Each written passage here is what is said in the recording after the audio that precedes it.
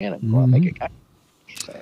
Yep, and get cold. So, all those basketball coaches heading over to the Coliseum will flood the street drains with stinky Dracar water heading down to the Kenala River. Yep, that's right. Smell good down there. It will smell good. It will smell better than Chemical Valley normally smells. That's right. That's right. That's right. All right, Coach. Well, I'm going to take my non-funny self off the air tonight. And, well, you got to. Yep. So hopefully somebody will be funnier when they get on. Yeah, you recuperate, and we'll hope you're in a better flow next week. Yes, sir, Coach. We will be back in action next week. All right, Muggy. Yes, sir, Coach. This has been Muggy McLeod with your one eye in the sky.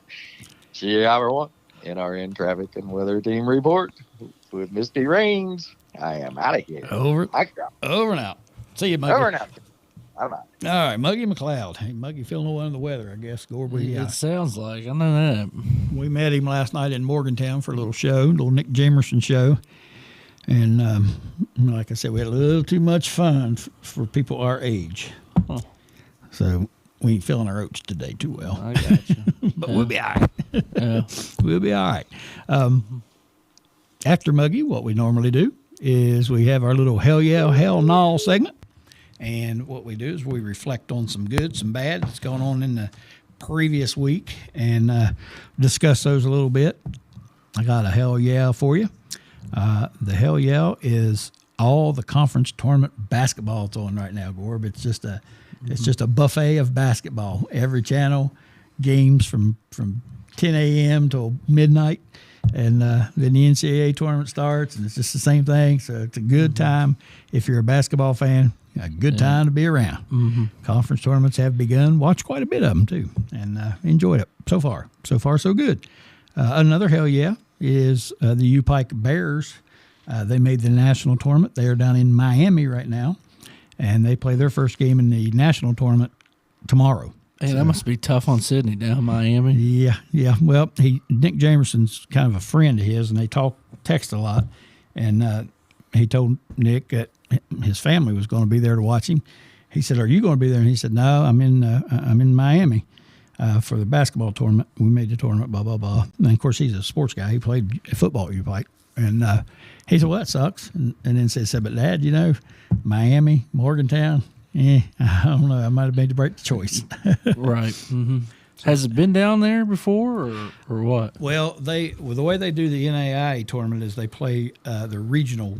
They do regions, okay, and those regions are on either a neutral floor or somebody hosts. Okay, and so they got a great host this year. Yeah. Whoever, and I think the team they play, might be the host team.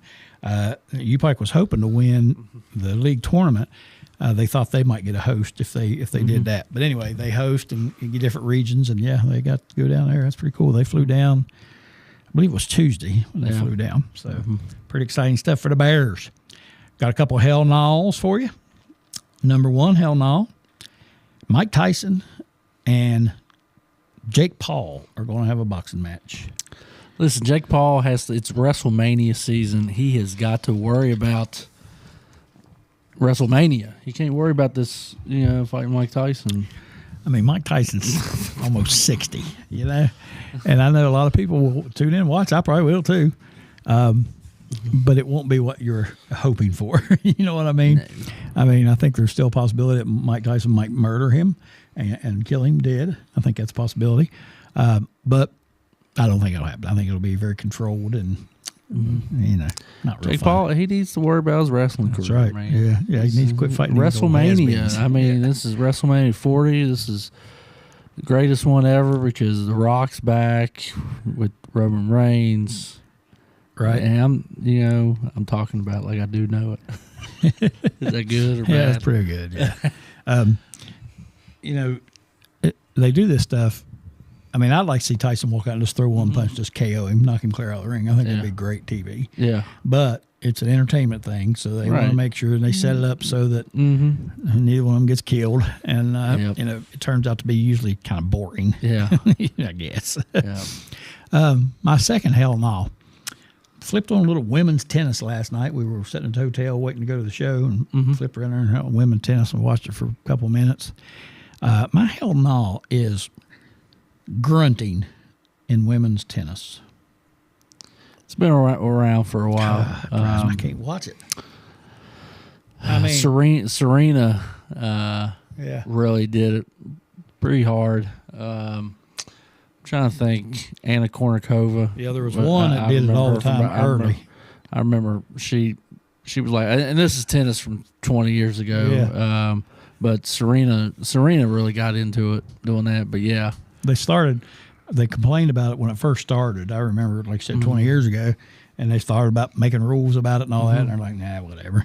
And now they all do it. And it's like the balls hit over to them and hit right to them, and they just turn and smack it back across the net, and then they go, ooh, 3 seconds after they hit the ball. I'm like, well, you have to do that. So you're saying it's funnier just have John McEnroe just blurb out a word every time? That was the best. A good word? Yeah, that's good. But this grunting stuff, they need to get over that. That's annoying, and I can't stand to watch it. And I have another hell no too. You saw the fight in the girls' game between LSU and South Carolina. Yeah. Mm-hmm. Well, that fight wasn't that big a deal. I mean, I didn't think it was much. But listening to LSU's coach talk about it, I hate to say this about anybody, but she just, like, I don't know what it is about her, but I cringe every time I hear her talk. And instead of handling a situation like a professional, she says, well, it's a good thing she didn't shove Angel Reese. Yeah, Angel Reese. See what happened. Pick on somebody your own size. You shove a little girl, blah, blah. And I'm thinking, no, that's not what you should be saying. You know, you should be saying, hey, unfortunate incident. All the players got wrapped up in the emotions of the game. And kind of like what Dawn Staley said. What she said. Yeah. You compare the two talks, the press conferences afterwards or the talks afterwards, totally different. Yeah. And that girl, like I said, that woman from LSU is just like, I can't take her. Cannot take her. Hope she's not watching. But maybe you do. Maybe we do need her to watch. Yeah, maybe. Yeah. Hey, act right, woman. Quit acting like you act. Act right. Shoot, so that's my hell yeahs and hell no's for tonight. You got any? Hell yeah. I mean, you went on about what a great week it is with conference tournament. State tournament. Yep. Is this weekend? Of course, Muggy. Sound like Muggy was down around there, maybe. Yeah, maybe. I don't know. Sure. I don't know. But the other hell yeah going on right now is the Players' Championship is also, ever since they moved it up to March, this is the week. So, man, there is a lot of good things going on in the sports world. But, it's kind of, how this splits kind of happened with PGA and LIV. The season really doesn't get started until the Florida Swing, just because these guys, some of these tournaments you don't, like, I'm having trouble knowing who these guys are. Yeah, you don't know who the players are. And, the tournament last week was one of those super tournaments, so they had all the top guys in the PGA play, and obviously everybody's got to play in the players. Yep. So, but yeah, it was fun watching McElroy shoot a 700 today. Yeah, and like you said, some of these tournaments last week, I forget what the tournament was, watched it, and I didn't know any of those guys. I think it was 2 weeks ago. 2 weeks ago. 2 weeks ago, yeah. It just don't get wrong. Pebble Beach historic tournament. Right. There's going to be some guys playing that. The Waste Management one is fun because it's a party scene. Right. And then there's one more early on. Oh, Riviera, because that's a super tournament. It's out in L.A. But, man, a lot of those early tournaments, man, is getting to, like, where there's that split, man. You just – you don't know. You don't know a lot of those guys. I don't know a lot of them, yeah. And, like I said, that one I was watching, they showed the leaderboard, and there wasn't anybody on the leaderboard that I knew. Right. I didn't know any of them. I never even heard of them, And so, that's tough to watch. But, yeah, it's fun when the good guys are out there. Well, like I said, I mean, Roy shot 700 today. That's what you want. Yep. That's what you want to see. Yep. Of course, I say when the good guys are out there, those guys that we don't know are awful good golfers. And it's not like it's not like those guys we don't know ain't good. I mean, they're on tour for a reason, but I mean, for ratings, you need those superstars. In those tournaments. Absolutely. Yep. And it's funny. My nephew, he loves to golf. He plays on UPike's golf team, and he was with us last night, and he said he placed a bet I forget what it was, $5 to win some 15 or something, but that somebody would hit a hole in one during this tournament on hole 17. And very first day, somebody hit one, so he won that prop pair bet, and so we got talking about the golf and how this should be a pretty fun tournament to watch, because you got a lot of names in there playing, and so that'll be fun. Anyway, anything else? No, I'm good. You going down to the state basketball tournament? Yeah, I'm going down to tomorrow. I haven't been down at all this week. Got out on the golf course yesterday. Imagine that. But I didn't go down today. But I'm going down in the morning. So the weather is nice to get out on the golf course right now. I hate to be sitting in that course. Tomorrow's supposed to rain. Yeah, tomorrow's supposed to rain. I think I've been. I think I've been out there 10 times already. Wow. Yeah, it's good for me. That's my peace. Peace. That's right. That's right. Yeah. The state tournament. They had that extra day. That's got to be. I mean, I went for 30 years. Well, that's and Muggy kind of hit it on that, and literally, like you said, when it was Wednesday to Saturday, man, by the time those championships games are Saturday morning, like you're done. Yep. You're done. Yep. You're done, and I can't imagine if somebody that went Tuesday and then it's going to be there till Saturday. Yeah. But of course, our boy Frank Blake still. He's doing half the games. Yeah, so. Yeah. And I like I said, I went for 30 years every year, and like you said, by Saturday you were just exhausted. I mean, you were just so tired. It's like that Friday really takes it out. Of course, there might be some after activities on Saturday, right. Or Friday. I mean, and if there wasn't a team in the state championship that I had some connection to or wanted to really see, I rarely made state championship day. Yeah, I'd stay in bed and just lay around, and then come home Sunday and be wore out. Monday going back to school, and just be exhausted. So adding this extra day, I can't imagine that. And like Muggy said too, you watch a session, you start at 9 o'clock in the morning, you watch a session. And by the night session, you're like, I don't even remember who I watched this morning. I can't even remember who I watched and who won and all that. And you had to keep it in the program or you didn't know. Yeah. And I thought, you add another day to it, it's going to be even worse, And I guess just where we're sleeping in a unfamiliar bed, you're eating when you can, running around back and forth trying to not eating the best at all that week. Not eating the best. Yep. So it's a tough week. Go down there and relax. Yeah. I always thought it was a reward for us, but I ain't so sure, man. It was a tough week, but I always enjoyed it. We love to go. Oh yeah. Well, you see people. That's the only time of year you see them. Yep. Jody would go with me, and like I said, of course, it's been a while now since I've been. I went a couple of years ago. I went one game. I don't remember who it was. It's the first time I'd been in. Probably since 2013, probably 12. Yeah. And I just don't make it down anymore. And of course, back then you got your tickets to the school and all that. And right. So it was a lot easier. And but I don't. I follow high school basketball best I can, but I really don't have a huge interest in it anymore since I don't have anybody playing. But I still watch Oak Hill and watch Midland Trail and try to follow those guys. But as far as having a vested interest, I really don't, Yep. So it's hard to go down there and sit and watch. I enjoy going down there and watching the games, though. It's just hard to do it. You don't know who to go watch and all that. But anyway, that extra day, I'd have to give that a hell no. I mean, that sucks. I don't know that I can handle an extra day of that. It's just too hard on you. We're going to take us a quick break here. When we come back, I'm going to read the bio of our special guest for tonight. We'll take another break. We'll get him on the phone, and we'll talk to him just a little bit. Of course, we are talking about none other than we affectionately call him D.O., Dwaine Osborne, the head basketball coach at the University of Charleston, who just won the MAC tournament, I think regular season too. And we'll get him on here and talk to him a little bit about his team and their performance. And I watched the championship game. I'm going to tell you what, the boys are good. Yeah. He's got a good team. Sydney's team scrimmaged him in the preseason, and UC worked them over pretty good, and it's kind of unusual. There's usually out of balance the other way. And Sydney told me then, he said, Dad, they are good. He said, I'm telling you right now. So it'd be fun to see how they do in the national tournament, which is another thing I want to talk to him about, because they got matched up with Concord first game. Wow. How weird is that? But probably okay with them because they know they can drill Concord. Yeah. So we'll talk to Dwaine Osborne here in just a little bit. Looking really forward to that. He's one of my favorite people. And we'll have him, and we'll probably have a phone call after we talk to Dwaine. And I think we've got I'm not going to tell you who our guest caller is. I'm not going to tell you that yet. Okay. Interesting. It kind of matches up with the MEC tournament, kind of. So we'll get to him afterwards. I think we'll give him a little time. He's a little nervous about coming on, I think. So we'll have to give him a little time to get prepared.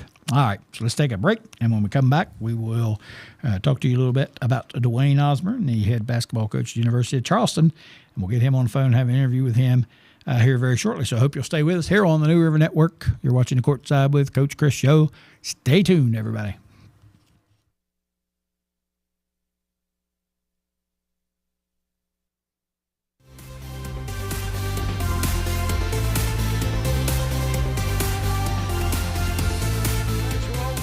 Wrestling is coming to you every Thursday at 9 p.m. on the New River Network. See hard-hitting wrestling action from today's rising stars in independent wrestling. If you are a wrestling fan of any generation, let us introduce you to the hottest wrestling promotion in West Virginia. You can also join a live show at the Crossroads Mall. Retro Reset Wrestling is coming to you every Thursday at 9 p.m. on the New River Network.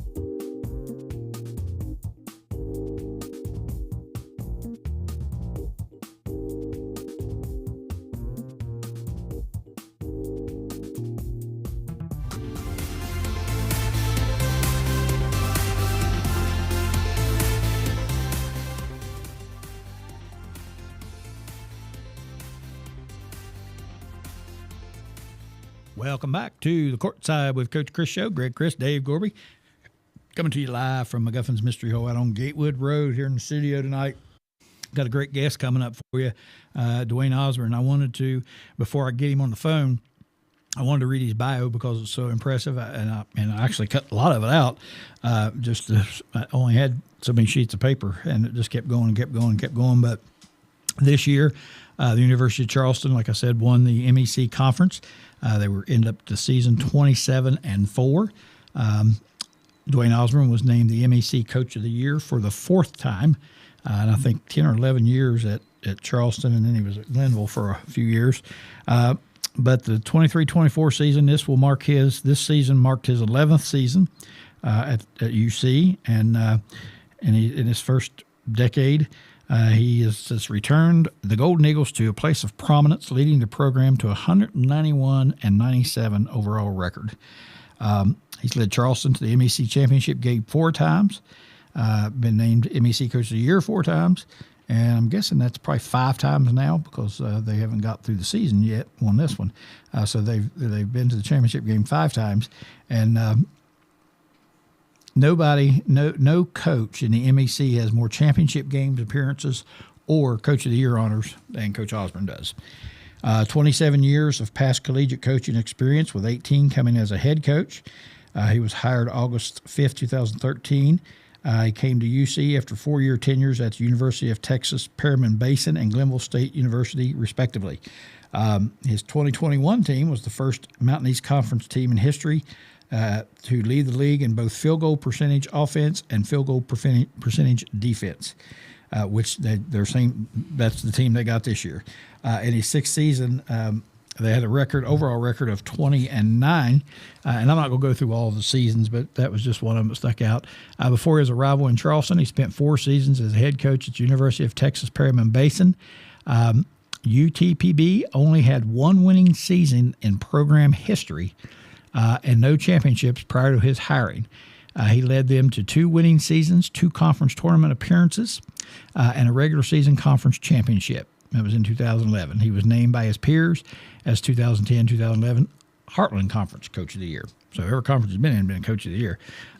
Prior to becoming a head coach there, he took over at Glenville State. At the age of 29 years old, he was the second youngest NCAA Division II head coach in the country at the time of his hiring. He was one of the 5 youngest head coaches at any level in the NCAA during that time. While at Glenville, he led the Pioneers to a 20-9 record in 08 and 09. That was the program's first 20-win seasons as an NCAA Division II member. It was the first 20-win season for the program in 16 years and only its second in the previous 36 years, dating back to 1973. The 20-win season also gave the Pioneers a 10.5 game improvement over the previous season, which was good for the 4th largest turnaround in the country at the NCAA Division II level. And they defeated 4 nationally ranked opponents under his tenure. And now, of course, his team, it talked about leading the league in offensive field goal percentage and defensive field goal percentage, which means they're holding teams down percentage-wise. I texted him after the game Sunday, I believe it was a championship game, and I told him, that defense was stifling. They held West Liberty down, and I don't remember the final score, but I think West Liberty is in the 60s, somewhere. Oh, wow. Low 60s. And West Liberty probably averaged 85, 90 points a game. UC had 6 turnovers the entire game, and one of them came with 30 seconds left in the game.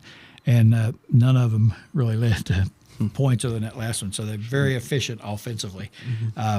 They move the ball, they run stuff, they get open, and they make shots. And just a fun team to watch. And one of the things I always liked about him is his sideline demeanor. He's calm, passionate, you can tell, but he's calm. He doesn't get too excited either way. He don't yell and scream at officials. He don't yell and scream at his players. He just coaches and does his job, does his thing. Yeah. And he's fun to watch. He's a daggone good coach, a heck of a coach. So what we're going to do, we'll take a quick break. We'll get him on the phone. Then we'll come back and have some words with Mr. D.O., Dwaine Osborne, head coach, University of Charleston. So stay with us just for a brief break here, probably 30 seconds, and we'll be right back as soon as we get him on the phone, and we'll bring you right back to the interview. So stay tuned, everybody. We shall return.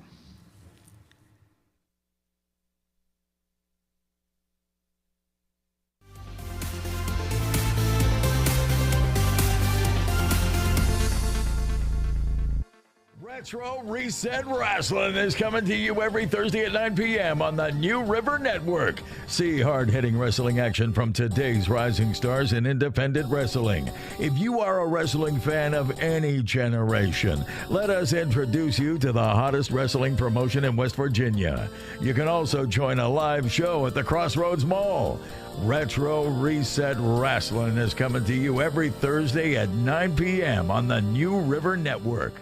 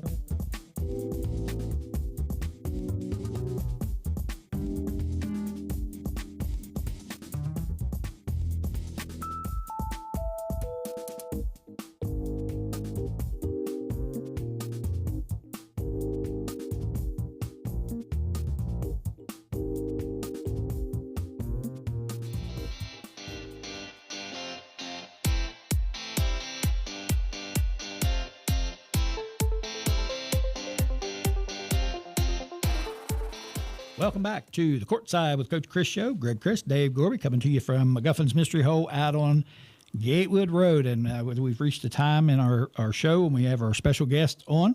And I've already read the bio of this man. He's one of my favorite people, definitely one of my favorite coaches. He's a fine person on top of being a great coach. And it's always so much fun to talk to him. We welcome to the show Mr. Dwaine Osborne. Coach, appreciate you. Hey, buddy. Thanks for having me. Absolutely. And you guys just wrapped up the MEC championship. And me and Dave was sitting here talking. I was telling him I watched it Sunday, and I texted you, and I said, your defense was just stifling, and the offense was so efficient. And, it just seemed like you do everything right. And watching your guys play like that is very entertaining. And I tell you what, you're good. So we enjoyed that. So talk about your championship game a little bit. Yeah, I appreciate that. The kind words. I don't know if they're necessarily fully accurate, but we, it was an interesting tournament just in general.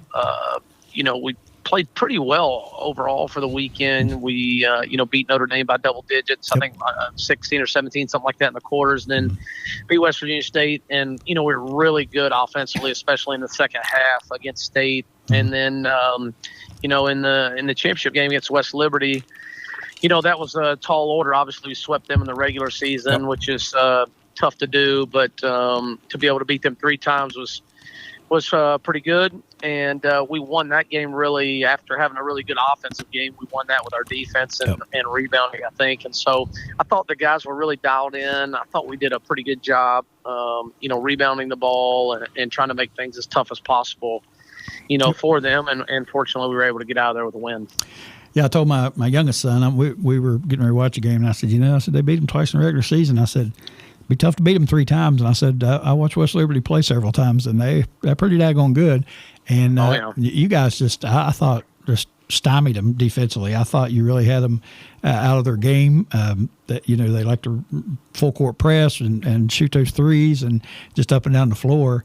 And I don't remember what the score was, but if I'm remembering correctly, he held them in the 60s, I believe. And I think it's 78-68. Okay, 60. Yeah, and they scored. I know in the last minute of the game, I know they hit a 3 there once, and anyway, you really held them down, and I was extremely impressed with your defensive effort. I thought that was awesome. And then, on offense, you guys were so efficient, and I want you to talk a little bit about your team as a whole this year, but you were very efficient. You only turned the ball over 5 or 6 times. You ran your offense. You worked the ball. You moved the ball. You got good shots, and you made those shots. And I thought you not only played defensively very well, but your offensive efficiency was nice. Well, I appreciate that, and that's a pretty big deal for us. It's something that we really pay a lot of attention to and try to stress a lot, is how efficient we're being on both sides of the ball. I think some programs say we're going to really try to lead the country in scoring, or the conference in scoring defense, whatever. We don't pay quite as much attention to the point total as much as just what the percentages are. Right. We're number 1 in the country right now after 31 games in field goal percentage offense. And so we try to just take really good shots and make sure we're getting them for people that can make them. And, that's a part of my job, is to try to help them get those in those places. And so I think our guys are really bought in to try to get the best shots for our team, and hopefully we'll continue to do that. Yep. And I read, I was reading your bio, 2021 team, that was the first team in MEC history to lead the league in both field goal percentage offense and field goal percentage defense. And I told David sitting here, I said, that's his team this year. I said they're great defensively and efficient on offense. And I said, that's the same team. You guys ended up 27-4. And you, of course, were named the MEC Coach of the Year for not the first time or the second time or the third time, but the 4th time. So congratulations on that. And like I said, I enjoy, I coached basketball for a long time. And there's some coaches I enjoy watching, and there's some coaches I can't stand to watch. And I really, truly enjoy watching you. Your demeanor on the sideline is impressive, and you relate to your players. And I was telling Dave, I said, he don't yell at officials, he don't yell at the players. If he talks to them, but he coaches. And I said, I really enjoy watching you coach, and I like to watch your teams too, because they are so good.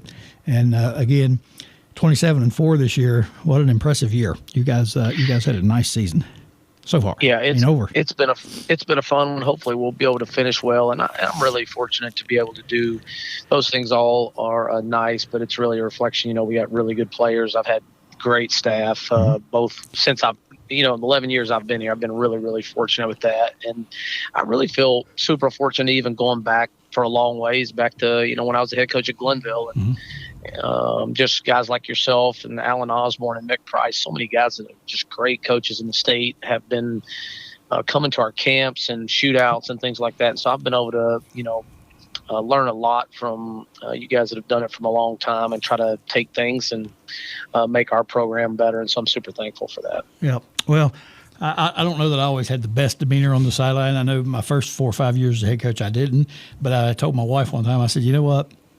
I'm going to have a heart attack. And I said, I either got to calm down and approach this game differently, or I got to quit. I said, because I ain't going to live very long. I did not. I never seen you headbutt a speaker before, Coach. What are you talking about?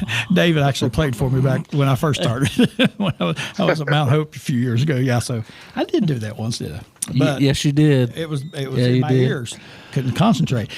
You talked about some of the players and how how fun it is and all that, but you also had the Player of the Year on your team, an award winner, Eddie Colbert, and I'd like for you to talk a little bit about him. I enjoy watching him play too. He's a baller. Yeah, he's been a really good player for us. We've been super fortunate to be able to have him for 5 years, which is crazy in today's world with the transfer portal. Kids up and leaving. He had Division I offers coming out when we got him. I was, to be totally honest with you, a little surprised and super thankful that we did get him. And for us to be able to just keep him over time has been great. He's knocking on the door of about 1,800 points and 3-time all-conference player. And this year, his 5th year, he's really taking a big, big step forward.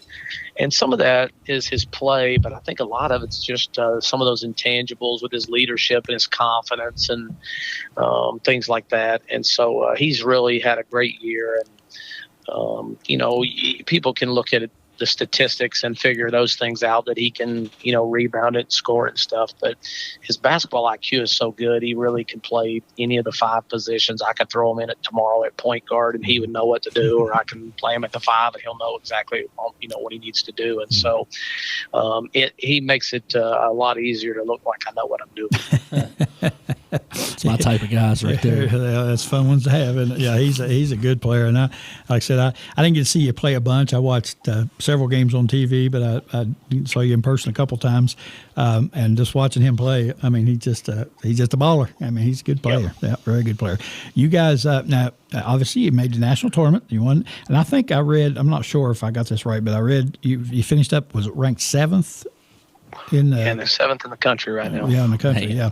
Ranked 7th in the country in national tournament, which starts when? We are the 3 seed, and we play tomorrow night at 7:30 against Concord in the first round. Tomorrow night, 7:30 against Concord. And I wanted to ask you about that. How's that happen? You play Concord. Can they not? I guess it's seeded, the way they seeded, I guess. I don't know, but yeah, come on.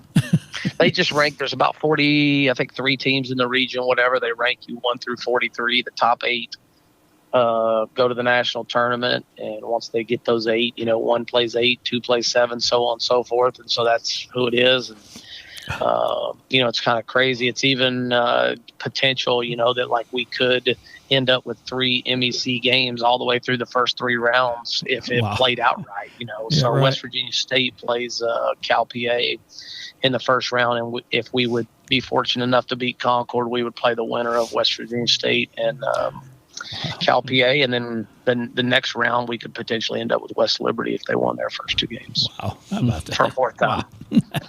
So, and again, I don't pay as much attention as I used to, but is it regionalized? Are you guys put in a region, or are you put in that region, or are you in that region just naturally?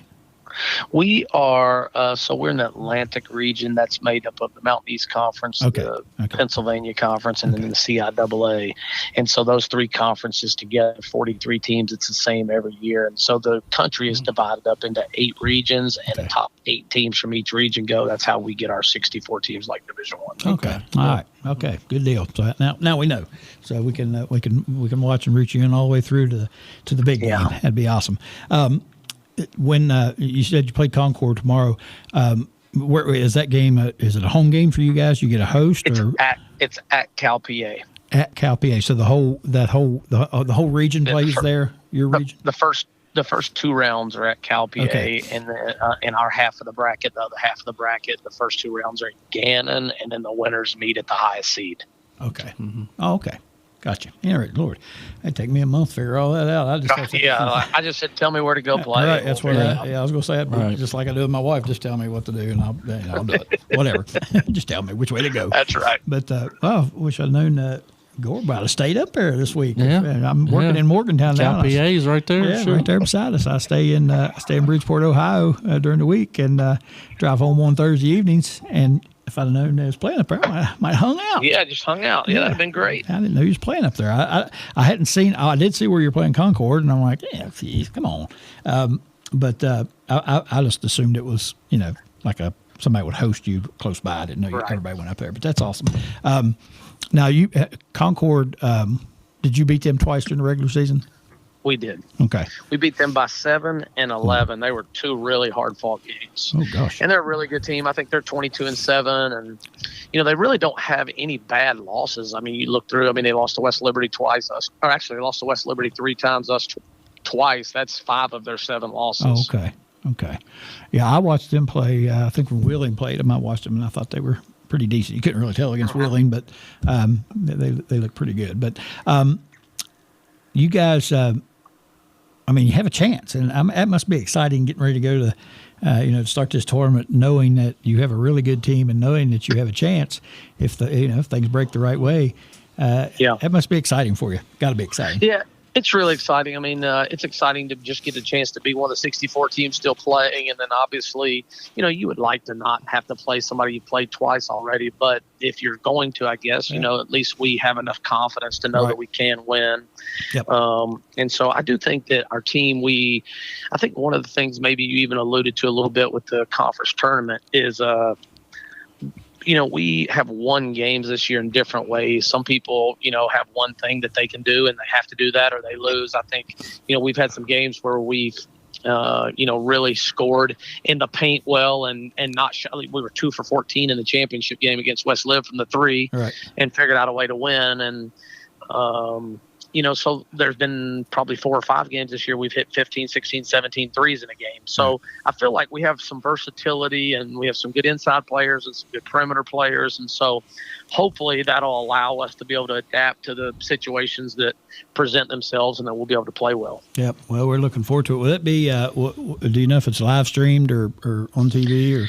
Yeah, I think that all the NCAA tournament games can be watched. I just don't know if it's, like typically it's free live stream. You might have to pay to watch it or whatever, but I'm not sure all the details of that. We'll find it.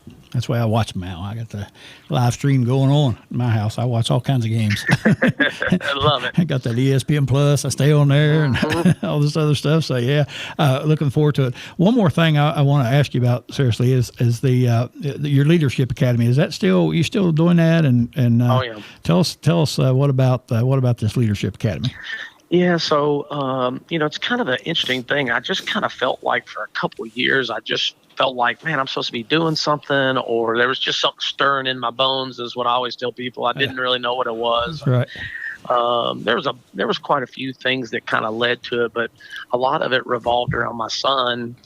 Two big instances, that leadership stuff came up with him, and he had kind of made comments that like people would tell him, you got leadership potential, or his coach would be on about, you got to lead your team better. I need you to lead this or whatever. And he would just always be like, I don't know what that means. I don't know what he wants me to do. Right. And then the other part of it was, so many coaches come in to watch us practice during the year, come to camps in the summer. And I can't tell you the number of times that, a high school coach will come in or even some of my college buddies we'll get on the phone and they'll be like, man, if our captains were better leaders, we'd be a better team. Or, if our seniors would have done a better job leading, we'd have been in the state tournament, or, whatever it would be.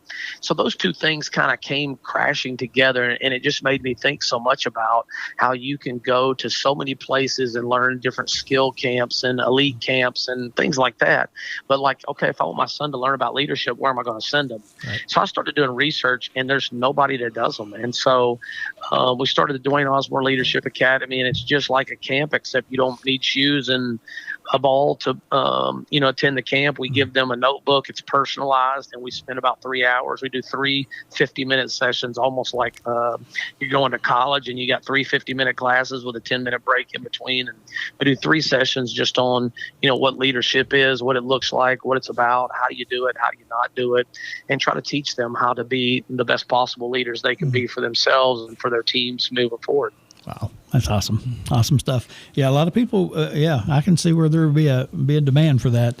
And, it's hard to, as a coach, you don't always have good leadership, and it's hard to instill leadership things in them after they're, when they're playing, playing the games. Hard to, you can't make them a leader, in other words. Right. I mean, so if you start molding and start thinking about those type of things, that could really help a lot of folks. And that's what's been super interesting about it too is like when we first started doing it, like the first year, so many coaches were saying, hey, I've got a senior I'd like to send, or this guy's going to be my leader or whatever, and that's fine and well, and they need that for sure. But I think so much of it too is about if you can identify and kind of figure out, okay, this is the 9th or 10th grader that's going to be my leader. Let's start getting that on his radar, because when they learn it as a senior, by the time they get it figured out, they're graduated. Right. And you need somebody to start figuring these things out and thinking about it before it comes time for them to actually do it. Yep, absolutely. And, when I was coaching Gordon my last couple of years, I had another coach on with me, and I would say to him, will you please stop talking and let me coach? You play and I'll coach. And then his mom would get on him because I didn't play him enough. Yeah, amazing how that works. Yeah, I wonder how that was. I told her, I said, the only thing you know is when our fans clap, you clap. So you don't get an opinion in this. So that's right. Stop. Well, that's awesome, man. How do they find out about the academy? What do they need to do? Is there a website or? Yeah, the biggest thing is just reaching out. So much of it, like, it's kind of crazy. The first year we were kind of trying to do it as a pilot program, so to speak, and we were trying to get about 20 people, and we said, hey, we only told like coaches that come to our camps. We kind of let their kids be the pilot thing. We were trying to get 18 to 20 kids, and we ended up with 31 kids and 7 coaches. Nice. And so, so we have never made a brochure about it. Last summer, we kind of did the same thing and just kind of told select people about it, things that we knew, and almost doubled the number. So I think this year we'll probably have stuff on the website, put some things out about it. Awesome. But it's kind of been just word of mouth and me sharing that stuff a little bit, and those people sharing their experience. And, it's funny, we've had quite a few of those kids come back and, go through the thing both summers. Right. And so it's going to be pretty cool. We've kind of done what we've called 101. It's like the 101 class, so to speak. And we have been working on developing a 201, which is done, and we're about 75% away through a 301. And so hopefully it'll be a thing that we can start getting some of the younger guys in there at 101. The next summer they come back to 201 and 301. Right. And hopefully they can really grow through it and it'd be productive for them. Yeah, and I think, if I were a young coach, I would definitely take advantage of that. And I think young coaches really could benefit from it. Yeah, what is crazy to me, Greg, that you say that. It's so funny because I've told people sometimes it's just so ironic to me that the coaches that have come, and 2 of them have come both years, are the people that if I started listing a bunch of people to you, a bunch of coaches, and say, hey, who do you think needs it, who doesn't? The people that you'd say, oh, they don't need to go, they've been doing it so long, they're the ones in there taking notes and writing like crazy. And so it's just funny to me. Sometimes I feel like that's so much the way life goes, is the people that need stuff just don't take advantage of it, or they go and they don't take the notes they need to and really engage themselves. And the guys that are doing great that you think, oh, they're not going to learn anything from that, they're in there writing as fast as they can go. Well, now that I think about it a little bit, older coaches, as far as, probably have great leadership skills, but they probably need to learn some techniques to deal with the kids today. And, because it's not, and I always hate when I hear people say, oh, kids are different today than what they were 20 years ago. No, they're not different. They just have different stuff going on and different things to do. Right. And I said, it's hard. A lot of coaches have a difficult time with that transition, like with cell phones and wearing long shorts, whatever the case may be. A lot of coaches had a hard time understanding, and I'm sure had some difficult times with that kind of stuff, and different things, not just that type of thing, but society's different, and as an older coach, you probably need to know some of these techniques and have some ideas about how to adapt and change. I think so. Yeah, that's right. Yeah, now that I think about it, not just younger guys, but old heads as well. So, that's pretty cool. I might have to just go to that just for the fun of it. Just listen. I would enjoy that. Now I did turn. We'll let you teach it. Yeah, right. Yeah, I don't know if you want to do that or not. I was in a meeting today at work, and it was on the guy was a sociologist or something. He was talking about mindfulness, how we need to learn to do mindfulness and through meditation and all this kind of stuff. And I told the guy with me, I said, if I would start meditating, I'd be slumped in the floor, sound asleep. I said, hey, this is not for me. I can't do this.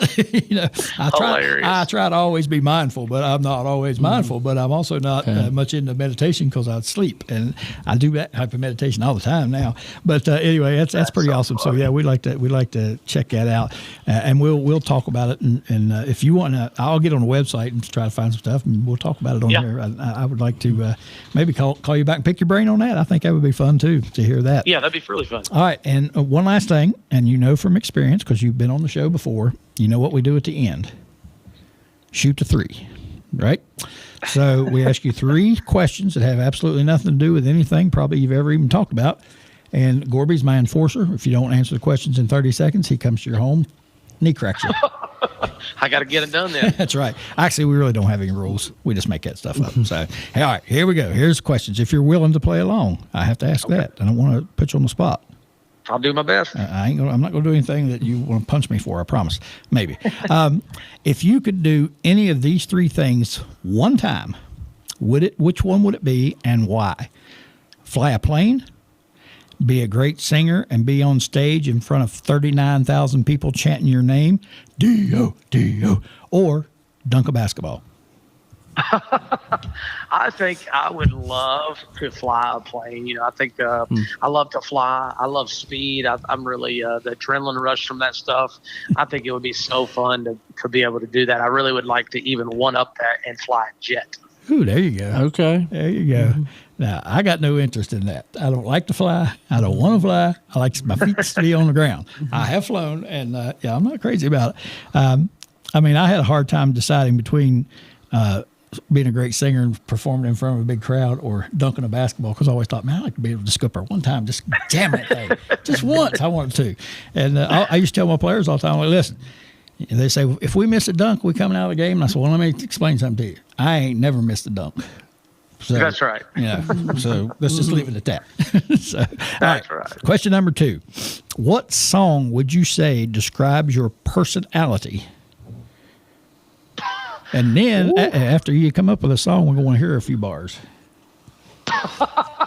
Yeah, you'll not be hearing a few bars. I was about to say, so is this guy a singer or what? His wife. Yeah, I'm not a singer at all. His wife's a great singer. Yeah. Mm-hmm. Yeah. Amy's a singer, right? She's a good singer. Right? Yeah, my wife can really do it, man. If she was on, I'd just hand her the phone and let her do it, and she'd be happy to do it. So, I heard her sing the national anthem a few times. Yeah. Yeah, I don't know. It's funny because I'm not. I would say I like music, but I don't listen to very much at all. I'm a big podcast guy, and I read a ton. So I probably read more than even I listen to podcasts. Yeah. So I couldn't tell you the last. If you asked me the last song I even listened to, I don't know if I could tell you what that was. It's been a while. So is your favorite podcast Courtside with Coach Crist? It's got to be. Yes, got to be. I know. That's one of the easiest ones ever. I know you're a regular viewer, right? Yeah, that was amazing. You might be interested. That doesn't count as a question, so I'm sorry. You might be interested in our guest caller tonight. We've got we have a guest caller every week, and this week it's I'm not going to tell you. I think his name's Creed Amos. He's Reed Amos's fourth cousin, once removed on his grandfather's side, and he's the commissioner of the HAV basketball conference. HAV stands for Heiko Anstead Victor, and he's going to be on tonight and talk to us a little bit. But anyway, anyway, all right. We won't put you on the spot with a song. We'll come up with our own song, and I'll say it next week, and I might even sing some of it. So, all right. If you yourself came with a warning label, read what that warning label might say.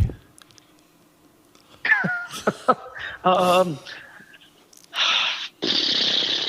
would say easily irritable.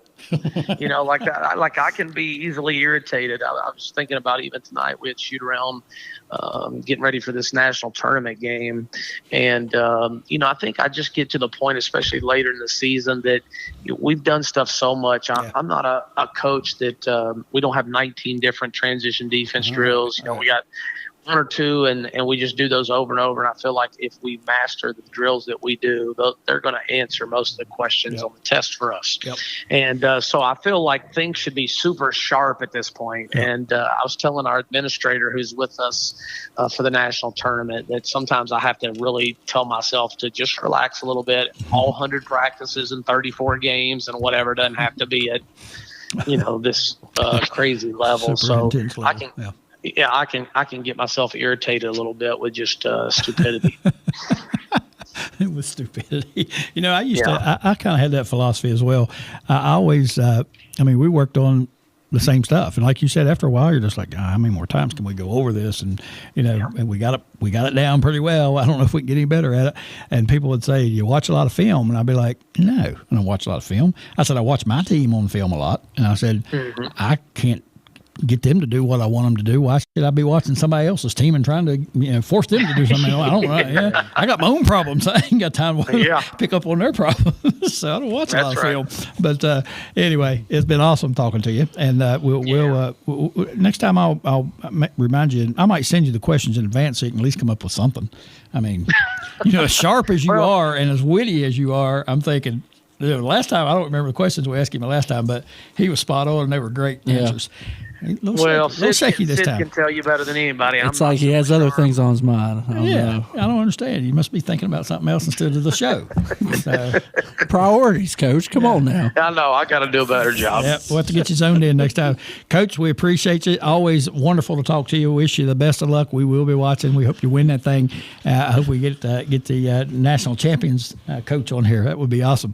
So that'd be awesome. Yep. And but congratulations again on a wonderful season, Coach of the Year award, and making the tournament. And going to be a hard knockout in that tournament. I can't wait to watch. So good luck to you. Thank you so much for having me on. I always love talking to you guys. All right, brother. We'll talk to you later. Have a good one. All right. All right. Bye-bye.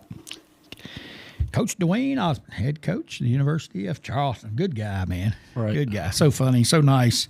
And like I said, what a great coach. He does a wonderful job. And,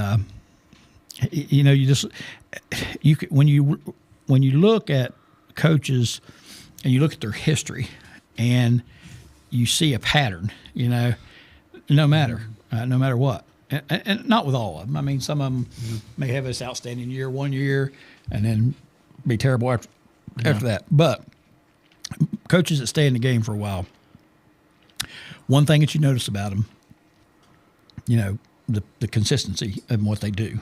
Mm-hmm. And when you read what he does, his bio, and you see, his team's first in field goal percentage and defense, it's who they are, It's Courtside with Coach Crist. Who am I talking to? Yes, sir, Coach. This is Reed Amos. Creed Amos.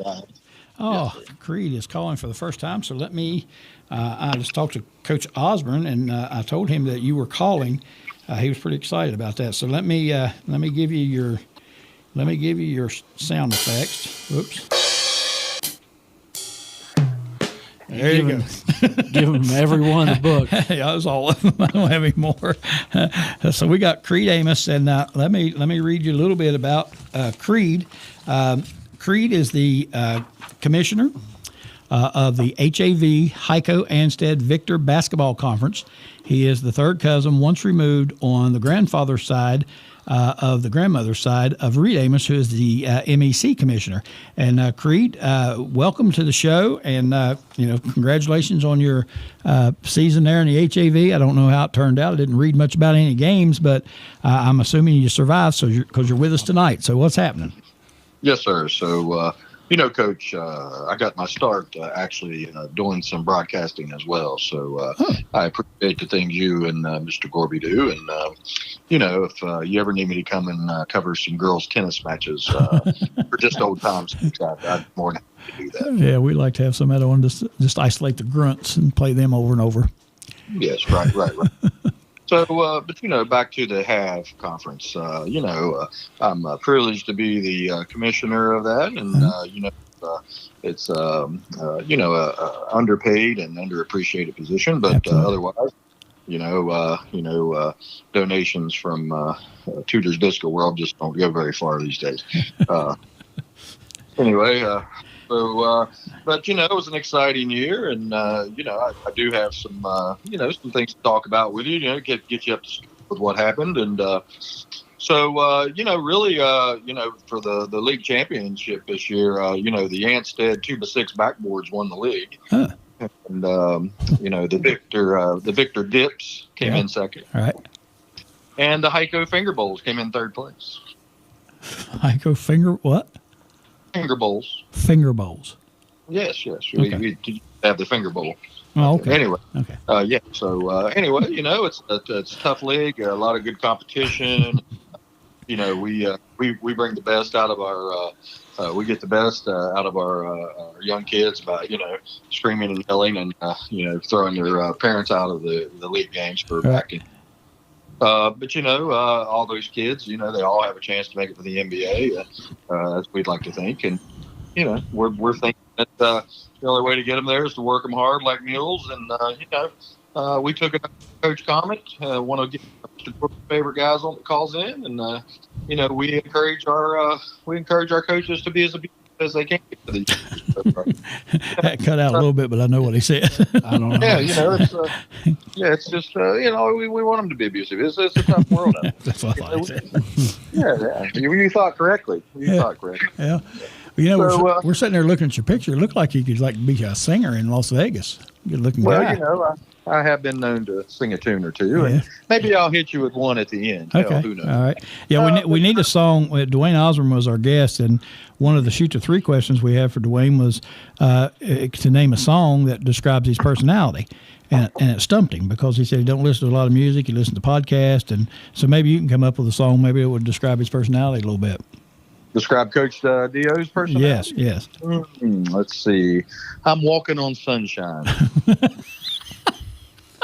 Yeah, how about that? That's perfect. I mean, is it more odd? It only took a half a second to know that. That's pretty amazing. All right. Coach, I didn't mean to interrupt. Go given ahead. the right amount of time, I could probably come up with several others, too.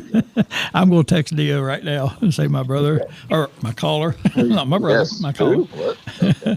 Oh, Just my wanted goodness. to clarify that.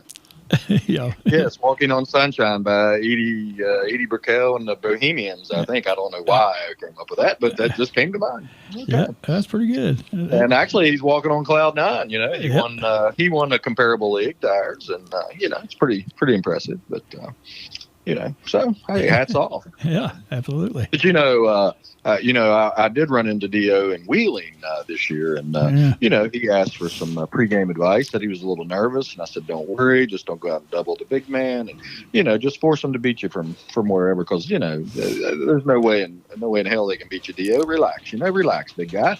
And then he proceeded to go out and lose to what the team that finished pretty much last in the conference, one of his 3 losses of the year, and so I never brought that up to him. Well, I would be more than happy to, because somebody and myself, told him not to worry about it, and apparently he didn't.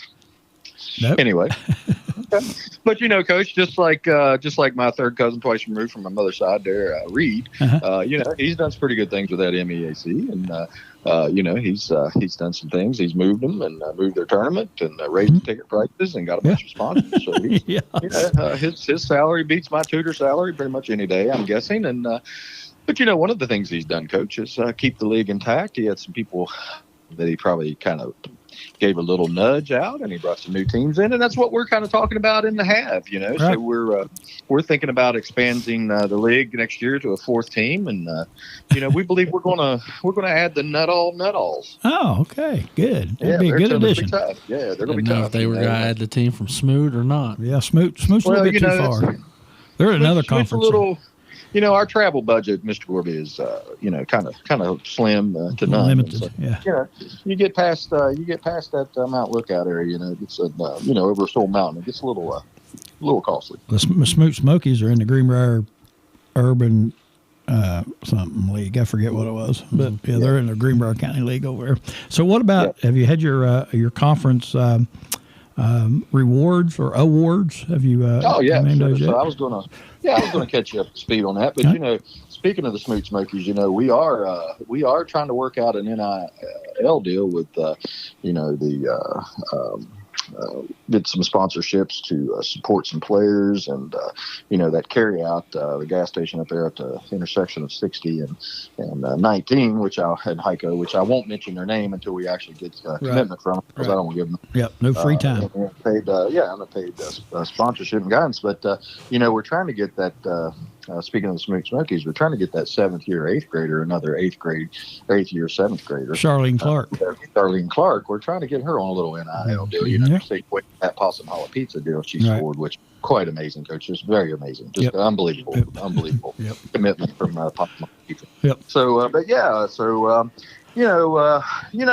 we do have this year's all tournament team from the tournaments at the end of the season, and you probably know some of their fathers, even though they may not. But anyway, so we have Melvin Blair. Oh, yeah, Melv. And we have Richard Blair. Mm-hmm. Right. We have Devin Blair. Right. We have Willie Blair. Oh, yeah. We have Mother Blair. A lot of Blairs. That must be like the Anstead team, maybe. The Anstead team. They won't. So I'm quite biased. But Mother Blair is obviously the 5th and most important of all that Blair. Right. So. Right. Yes, she's hard to guard. Yes. Right. Hard to, and obviously maybe not in terms of right guard, which is deodorant. So anyway, might be why they're not guardable. Anyway, but I do have something new this year, Coach. Okay. We kind of look back over the years and the decades of all of our, our program guides from the previous tournaments in the past, and so we've put together an all-time league team. Mm. So going back to the early 80s, late 70s, 80s, we used to have some pretty competitive pickup games in Anstead before the league was developed. And so I'd like to give you some the 5 all-time leading all-time team. Okay. So here we go. The all-time team: John Fathead Kincaid, Marvin the Charmin Settle. Oh, starving Marvin. Friendly Bill Knuckles. Friendly Blind. Creto Paul. And Denny the Bullet Kincaid. BB Pellet. BB Pellet, no relation to John the Fathead Kincaid, but there are some very eerie similarities between the two. Anyway, but so that's kind of our all-time team. Awesome. And so we're excited to do that, and we'll honor them with with just this mention on the air, because again, our budget doesn't allow for anything of any substantial recognition. I got you. That's a good list, though. That's a good all-time team. I would have thought maybe J.B. Brooks might have been on there. Well, JB's a little young. Yeah. Yeah, he couldn't quite get on that all-time team. Right. As we'll move through the years, we want to recognize some of these guys while, they can still be recognized. And, even though most of them are kind of unrecognizable because they're all old now. Yeah. So. Well, we'll get you back on and we'll do some. Who was the player of the year in the conference this year? Player of the year of the conference. Well, that was a tough decision, So, we had a young man by the name of, let me look here, Coach. His name. Caught you off guard, didn't Well, kind of, yeah. But asking what a song for Dio didn't caught him off guard. It took him 3 seconds to come up with that one instantly. sincerity is more of a flattery than coming up with some BS like I'm getting ready to come up with. All right. And Appreciate that. comedic information's a little harder sometimes to come up with on the spot without being bleeped or censored on the air. The censor's listening. So I think Hasn't happened for a while. It hasn't happened for a while. Yeah, he just peeked around the corner and looked at us. yeah, he has his finger on the button as I prepared. But no, I'm going to be kind tonight, Coach. I'm going to be kind. All right. Our player of the year was Blippy Holcomb. Blippy Holcomb. All right. Used to be the mayor. Holcomb. Yeah. Yeah. Well, his son. Oh, Blippy. Blippy. I got it. Not Bippy. Blippy. Okay. These are all sons, see, because these are all right. younger kids. I got That's why you have Melvin and Richard and Devin. Right. You had Marvin, Richie, and so on and on. Yep. Okay. Yep. I just wanted to clarify. I didn't think you picked up on that earlier. Yeah. Okay, Coach. Well, I'm going to finish up. I told you I'd have a little song for you. And, so, you ready? Yes, Here we sir. go. Happy birthday to you. Happy birthday to you. Happy birthday, Mr. Neck-Bearded Gorby. Happy birthday to you. All right. And also, station owner Darren McGuffin had a little birthday activity this year recently, too. So I think it was this week, wasn't it? Sometime it's the 5th. Yeah, March the 5th. So you want me to sing happy birthday? Yeah, go ahead and give him a shot, too. Okay. Happy birthday to you. Happy birthday to you. Happy birthday, Darren. Always on the center button and govern. Happy birthday to you. All right. Good job.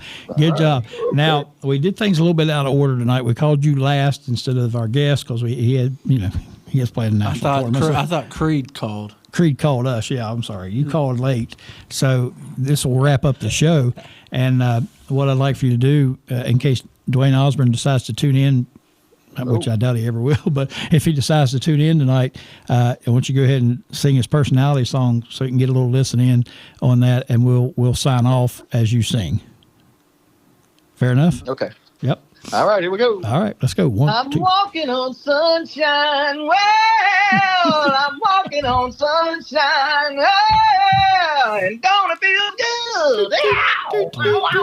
Karaoke night sometime. I appreciate everybody tuning in tonight. Good night, folks. Keep us singing. Hey, walking on sunshine. And gonna feel good. I think he was done. Yeah. Good night, everybody.